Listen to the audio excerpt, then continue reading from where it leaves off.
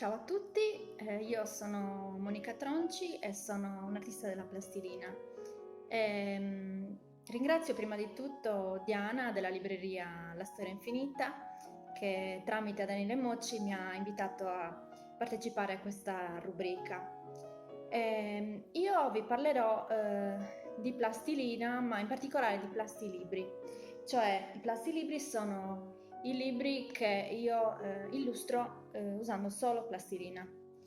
Per esempio, il primo libro è stato Saviden Susattu, composto da filastrocche in lingua sarda, composte da me, che accompagnano o vengono accompagnate, bisogna vedere qual è la priorità, da illustrazioni appunto fatte completamente in plastilina.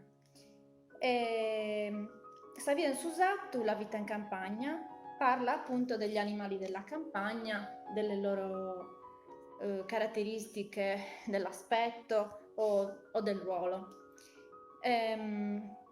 Dopo Savien Susattu ho fatto il secondo libro che si intitola I Bidrureddas e qui i protagonisti sono gli ortaggi, quindi le verdure.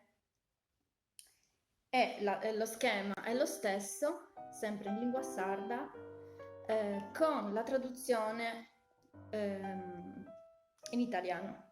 Così se magari un bambino non conosce la lingua sarda può chiedere in casa, ma può anche avere la traduzione direttamente sulla pagina. E il mio scopo era quello, di rendere musicale o familiare la lingua che un po' anche a casa si sta perdendo.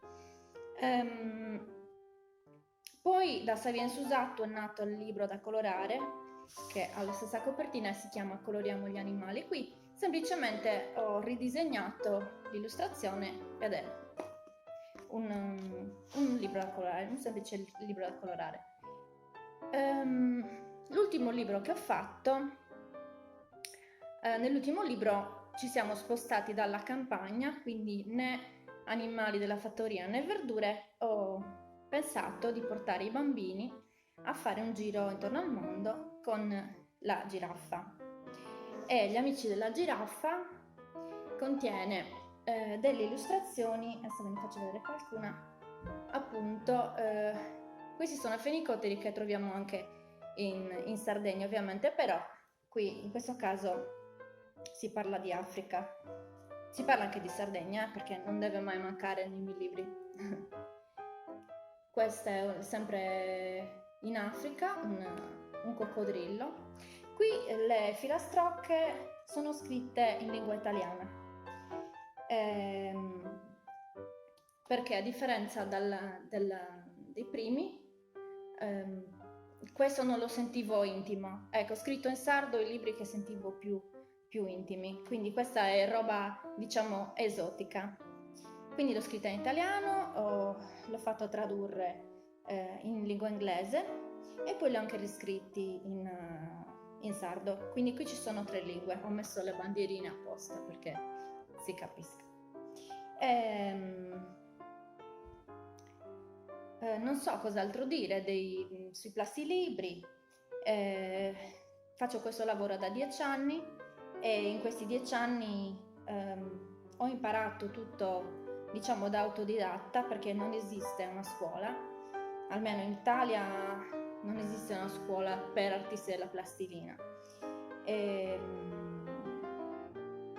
Esistono dei corsi, però magari per la plastilina c'è qualcosa di più all'estero, quindi io mi sono data da fare da sola, ho sperimentato tanti anni, ho inventato tante cose, tra cui i plastilibri, e continuo ad andare avanti nel mio sviluppo dell'attività di plastilinista.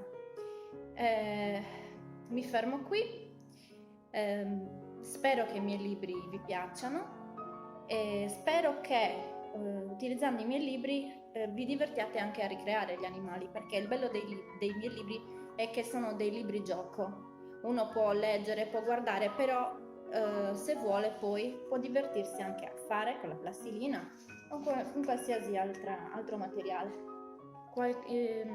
Ogni libro ha uno o due tutorial, per esempio qua per fare la giraffa, e quindi diventa anche un gioco, diciamo, interattivo. Vi saluto, ci vediamo magari in libreria con i progetti futuri. Ciao, arrivederci.